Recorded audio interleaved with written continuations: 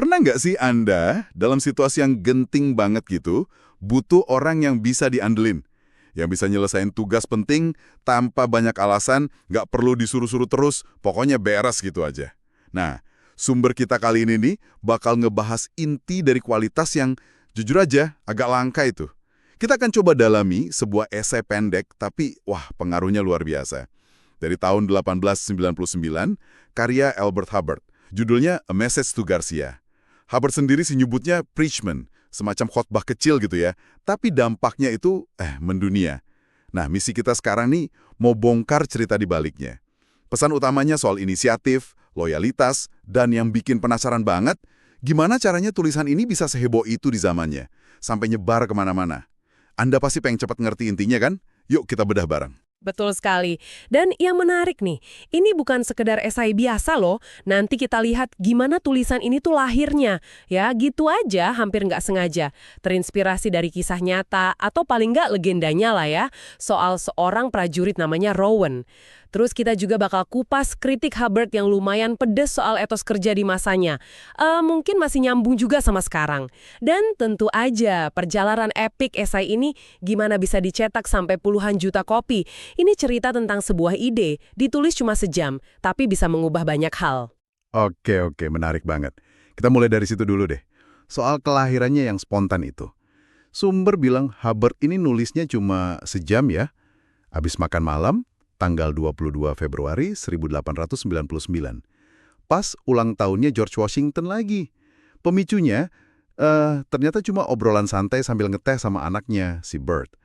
Si Bert ini nyeletuk gitu katanya pahlawan sejati Perang Kuba itu bukan jenderal terkenal, tapi malah prajurit ini, si Rowan. Kenapa?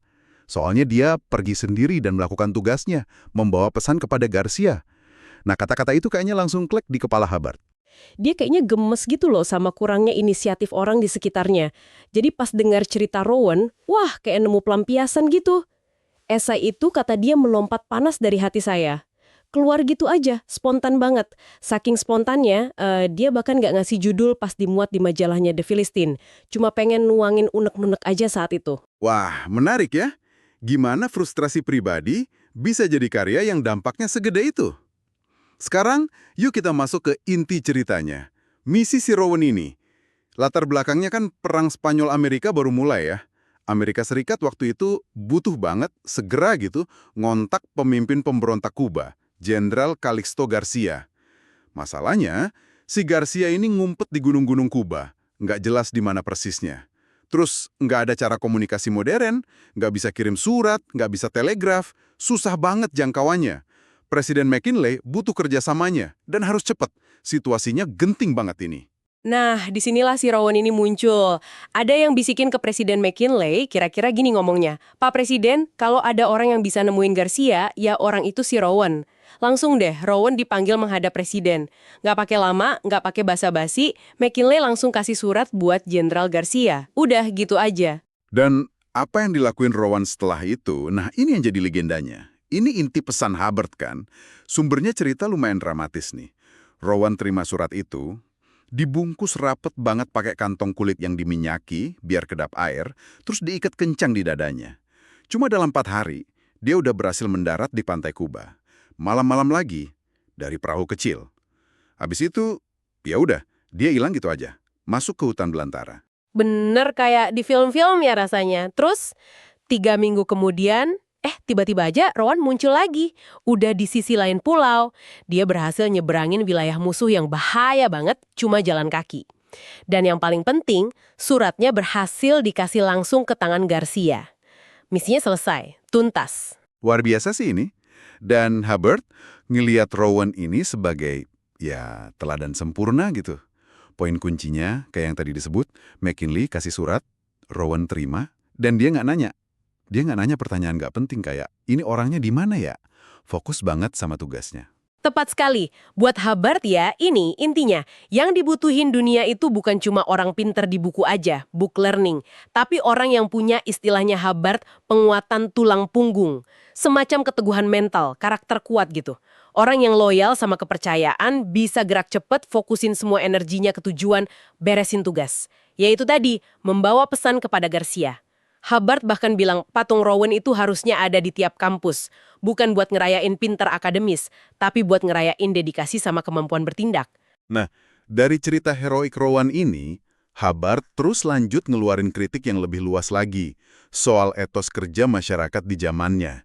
Dia ngeluh gitu, betapa susahnya nyari orang yang punya inisiatif, yang mau fokus sama kerjaan tanpa perlu didorong-dorong terus. Dia bahkan pakai istilah yang lumayan nyelikit ya, kedunguan rata-rata manusia, imbecility of the average man. Maksudnya mungkin, ya itu, keengganan atau ketidakmampuan banyak orang buat konsentrasi dan mandiri gitu.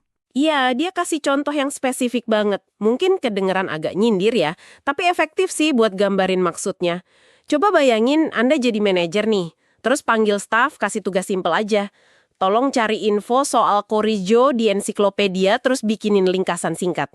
Nah, menurut Hubbard apa yang bakal terjadi selanjutnya? Wah, ini bagian yang menarik sekaligus bikin agak, gimana ya, miris mungkin.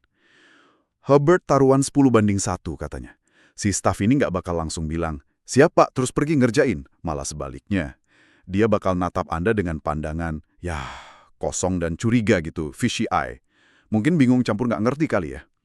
Terus bahkan nanya macam-macam pertanyaan menghindar. Correggio siapa sih? Ensiklopedia yang mana? Ensiklopedianya di mana? Emang saya digaji buat beginian? Maksud Bapak mungkin Bismarck. Kenapa nggak si Charlie aja? Orangnya udah mati belum? Ini buru-buru nggak? Perlu saya bawain aja bukunya biar Bapak cari sendiri? Sampai nanya, Bapak mau tahu ini buat apa sih sebenarnya? Waduh, panjang benar ya daftarnya. Setelah si manajer sabar jawabin semua pertanyaan itu, jelasin caranya, kenapa butuh info itu, apa yang terjadi. Menurut Hubbard, kemungkinan besar si staf ini bakal pergi, malah nanya ke staf lain mungkin, terus balik lagi dan bilang, maaf Pak, nggak ketemu infonya. Nah, ini gambaran Hubbard soal mentalitas yang pasif, kurang inisiatif, sama nggak mau mikir mandiri di tempat kerja waktu itu. Dia lihat ini masalah serius banget. Dan Hubbard ngelihat ini kayak fenomena umum gitu ya. Bantuan yang dikasih seringnya asal-asalan, slipshod assistance, terus gampang banget ke distract, foolish inattention, sikapnya acuh tak acuh, dowdy indifference, dan kerjaannya setengah hati, half-hearted work, kayak udah jadi kebiasaan gitu. Akibatnya, kata Hubbard, para pengusaha itu ya terus-terusan ngelakuin yang dia sebut proses penyiangan, weeding out process. Proses penyiangan ini ya, menurut Hubbard, itu udah pasti terjadi di dunia bisnis. Maksudnya, pengusaha itu secara alami bakal terus nyaring karyawannya. Yang nggak kompeten, nggak bisa diandelin, atau nggak ngasih kontribusi positif, ya ujung-ujungnya bakal disingkirin, diganti yang baru. Proses ini katanya jalan terus, tapi makin kerasa pas ekonomi lagi susah. Semacam survival of the fittest lah di dunia kerja. Kan kepentingan bisnis itu otomatis dorong pengusaha buat pertahanin orang-orang terbaik. Ya mereka itu yang bisa membawa pesan kepada Garcia.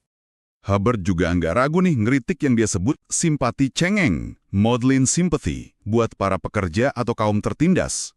Menurut dia, simpati kayak gitu sering lupa sisi lain ceritanya, yaitu perjuangan pengusaha yang harus ngadepin karyawan malas, nggak efisien, atau bahkan ngerusak, apalagi kalau nggak diawasin. Dia bahkan kasih contoh yang lumayan ekstrim. Ada orang sebenarnya pinter, mampu gitu, tapi jadi nggak berguna sama sekali. Kenapa? Karena curiga terus kalau atasannya itu ngindas dia. Orang kayak gini, kata Hubbard, nggak bisa ngasih perintah, tapi nggak mau juga nerima perintah. Jadinya malah biang keladi ketidakpuasan, regular firebrand of discontent di kantor. Kalau orang kayak gini disuruh anterin pesen buat Garcia, wah mungkin jawabannya sinis, bawa aja sendiri. Nah, orang mode begini, kata Hubbard, ya akhirnya bakal susah dapat kerjaan, reputasinya udah jelek duluan. Tapi menariknya nih, Hubbard juga coba kasih perspektif yang lebih seimbang ya. Dia nekenin kalau dia sendiri pernah ngalamin dua-duanya. Pernah jadi pekerja kasar yang bawa bekal makan siang, carried a dinner pail, pernah juga jadi pengusaha. Jadi dia lihat ada dua sisi lah. Dia bilang, miskin itu sendiri bukan keistimewaan. No excellence per se in poverty. Terus penampilan lusuh, baju compang-camping, itu bukan rekomendasi. Rex are no recommendation. Nggak semua pengusaha itu serakah, dan nggak semua orang miskin itu baik hati. Hati Hubbard justru katanya simpati sama orang yang berhasil. Orang yang bisa ngelewatin rintangan dan sukses. Nggak peduli dia pekerja atau pengusaha. Nah, ini nuansa yang penting dicatat.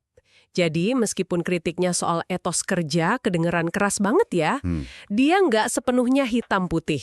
Dia ngakuin kalau hubungan kerja itu kompleks, dan dia hargain perjuangan buat sukses dari posisi manapun. Dia cuma nekenin banget pentingnya inisiatif sama tanggung jawab pribadi. Oke, sekarang kita sampai ke bagian yang menurut saya paling gila sih. Paling fenomenal. Gimana esai pendek yang awalnya ditulis tanpa judul, hampir tanpa dipikirin, bisa meledak gitu popularitasnya. Jadi, abis majalah The Philistine edisi Maret 1899 itu terbit, permintaan buat edisi itu tiba-tiba naik drastis. Awalnya cuma belasan, terus puluhan, ratusan, sampai akhirnya American News Company mesen 1.000. Sekaligus, Hubbard sendiri awalnya bingung kan, sampai salah satu stafnya bilang, ini pasti gara-gara tulisan soal Garcia itu, Pak. Terus, datang deh titik balik berikutnya yang bikin esai ini melambung tinggi. Ada namanya George H. Daniels. Dia ini pejabat penting di perusahaan kereta api gede, New York Central Railroad. Dia kirim telegram ke Hubbard. Isinya kurang lebih, berapa harga buat cetak 100.000 pamflet artikel Rowan Anda, kapan bisa dikirim? Kami mau pasang iklan kereta kami di belakangnya. Bayangin 100.000 kopi. Waktu itu jumlah segitu gede banget. Reaksi Hubbard waktu itu lucu juga kan? Kan percetakannya masih kecil ya. Dia jawab si Daniels, wah kalau 100.000 mungkin butuh 2 tahun buat nyetaknya. Buat Hubbard saat itu, 100.000 pamflet itu kayak kerjaan raksasa yang nggak mungkin. Akhirnya, ya karena nggak sanggup, Hubbard kasih izin aja ke Daniels buat nyetak sendiri artikelnya. Dan si Daniels ini nggak main-main. Dia langsung cetak edisi 500.000 pamflet. Sekaligus. Terus nyetak lagi. Diperkirakan si Daniels ini nyebarin jutaan kopi pamflet A Message to Garcia ini. Esainya juga dicetak ulang di lebih dari 200 majalah sama koran. Tapi penyebarannya nggak berhenti di Amerika aja. Nah, ini dia bagian yang lebih gilanya lagi. Ada pejabat tinggi Rusia, namanya Pangeran Hilakov. Dia direktur kereta api Rusia. Dia lagi kunjungan ke Amerika, jadi tamunya si George Daniels tadi. Terus dia lihat pamflet kecil soal Garcia ini. Entah kenapa, mungkin karena isinya atau jumlah cetaknya yang gila-gilaan itu, Pangeran Hilakov tertarik banget. Pas balik ke Rusia, Pangeran Hilakov langsung nerjemahin esai itu ke bahasa Rusia. Dan tahu apa yang dia lakuin? Dia perintahin supaya salinan pamflet itu dikasih ke setiap pegawai kereta api di seluruh kekaisaran Rusia. Kebayang nggak jangkauannya seluas apa? Gila sih. Dan dari Rusia, ceritanya terus bergulir kayak bola salju ya. Nyebar ke Jerman, Prancis, Spanyol, Turki, bahkan sampai ke Hindustan, itu India ya, sama Tiongkok. Puncaknya nih pas perang Rusia-Jepang tahun 1904 sampai 1905, setiap tentara Rusia yang dikirim ke medan perang itu dibekali salinan pamflet A Message to Garcia. Tujuannya jelas ya, buat bangkitin semangat juang, inisiatif, sama loyalitas. Dan lucunya lagi, pihak Jepang kemudian nemuin pamflet ini di tawanan perang Rusia. Mereka baca, ternyata petinggi militer Jepang juga nganggap isinya bagus banget, relevan gitu. Akhirnya, mereka terjemahin juga ke bahasa Jepang. Malah lebih jauh lagi, atas perintah langsung dari Mikado, Kaisar Jepang waktu itu. Salinan pamflet versi Jepang ini kemudian dibagikan ke setiap pegawai pemerintah Jepang. Mau tentara, mau sipil, semua dapat. Bener-bener nggak nyangka ya, penyebaran buat sebuah esai yang ditulis cuma sejam. Sungguh luar biasa. Diperkirakan nih, selama Hubbard masih hidup aja, udah lebih dari 40 juta kopi A Message to Garcia dicetak. Dalam berbagai bahasa di seluruh dunia. Hubbard sendiri ya dengan rendah hati gitu ya nyebut sirkulasi gede ini sebagai yang terbesar yang pernah dicapai karya sastra manapun pas penulisnya masih hidup. Tapi dia nganggapnya cuma hasil dari serangkaian kecelakaan yang beruntung aja. Padahal ini nunjukin betapa universalnya pesan yang dia sampaikan itu. Kebutuhan akan orang yang bisa diandelin itu ternyata nggak kenal batas budaya atau sistem politik ya. Apalagi di era industrialisasi sama ketegangan global waktu itu. Oke. Jadi, mari kita tarik kesimpulan lagi ya. Apa sih inti pesan yang mau disampaikan Hubbard lewat cerita Rowan dan kritiknya itu? Nilai utama yang dia puji itu ya sosok orang yang ngerjain tugasnya dengan bener, sampai tuntas. Nggak peduli atasannya lagi ngeliatin atau enggak. Orang yang kalau dikasih tugas penting kayak surat buat Garcia, itu dia Diam-diam ambil suratnya tanpa nanya pertanyaan konyol. Dan punya tekad kuat buat nyampeinnya, bukan malah cuek atau lalai. Individu kayak gini nih, menurut Herbert, yang nggak bakal pernah di PHK atau nggak perlu repot-repot mogok kerja buat nuntut gaji naik. Kenapa? Ya karena mereka berharga banget buat perusahaan atau organisasi manapun. Herbert bahkan sampai bilang kalau peradaban itu sendiri intinya adalah pencarian panjang yang penuh kecemasan, long anxious search, buat nemuin orang-orang kayak Rowan ini. Mereka itu langka banget. Saking langkanya, pengusaha manapun nggak bakal rela ngelepasin kalau udah nemu. Mereka dibutuhin di mana-mana, di tiap kota, desa, kantor, toko, pabrik. Banget. Sama kutipan lain dari Hubbard di awal bukunya yang judulnya Horse Sense, yang ngomongin soal loyalitas. Kalau Anda kerja buat seseorang, demi Tuhan, bekerjalah untuknya. Kasih layanan penuh atau nggak sama sekali. Jangan pernah ngejelekin atau ngerendahin tempat kerja Anda selama Anda masih jadi bagian darinya. Kalau nggak suka, ya keluar. Tapi selama di sana, kasih yang terbaik. Iya, pesan soal loyalitas, dedikasi, tanggung jawab pribadi, profesionalisme, itu yang bikin esai ini kuat banget dan bergema. Terutama di kalangan pemimpin bisnis sama militer di awal abad ke-20. Dan mungkin masih relevan banget sampai sekarang ya. Ini kayak panggilan buat bertindak nyata gitu. Jadi, itulah tadi rangkuman penjelajahan kita soal A Message to Garcia. Ada kisah heroik Rowan sebagai simbol inisiatif dan keandalan mutlak, terus kritik tajam Hubbard soal sikap pasif dan kurang fokus di tempat kerja. Perjalanan global esai ini yang benar-benar di luar dugaan, dan seruan abadi buat jadi pribadi yang bisa diandelin dan fokus nyelesain tugas. Nah, buat Anda nih, pendengar kami yang selalu pengen belajar dan cepet nangkep inti gagasan, pesan dari Hubbard ini meskipun umurnya udah seabad lebih ya, tetap nawarin bahan renungan yang kuat loh. Ini soal kekuatan fokus, soal ngambil tanggung jawab penuh, dan soal jadi orang yang bisa diandalin dalam situasi apapun. Coba deh Anda renungin sejenak, gimana konsep membawa pesan ini nyelesain tugas sampai tuntas tanpa banyak drama atau alasan? Nyambung nggak sama tantangan soal efektivitas, inisiatif, keandalan yang mungkin Anda hadapi, entah itu di kerjaan, di kuliah, atau mungkin di proyek pribadi Anda sekarang? Oke, sebagai pemikiran terakhir nih buat Anda bawa pulang, ada yang menarik lagi.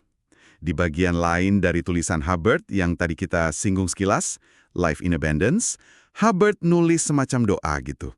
Di doanya itu, dia berharap supaya dirinya nggak suka ikut campur urusan orang lain, nggak mendikte atau ngasih nasihat kalau nggak diminta.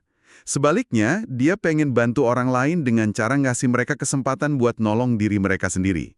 Menginspirasi lewat contoh, bukan paksaan. Nah, ini jadi agak kontras ya rasanya. Gimana keinginan buat nggak ikut campur ini bisa sejalan sama kritiknya yang keras banget soal kelambatan dan kurangnya inisiatif karyawan di A Message to Garcia. Ini kan jadi pertanyaan menarik ya, soal gimana nyimbangin antara punya ekspektasi tinggi sama mendorong kemandirian tanpa terlalu banyak intervensi. Semacam dilema kepemimpinan dan pengembangan diri gitu ya.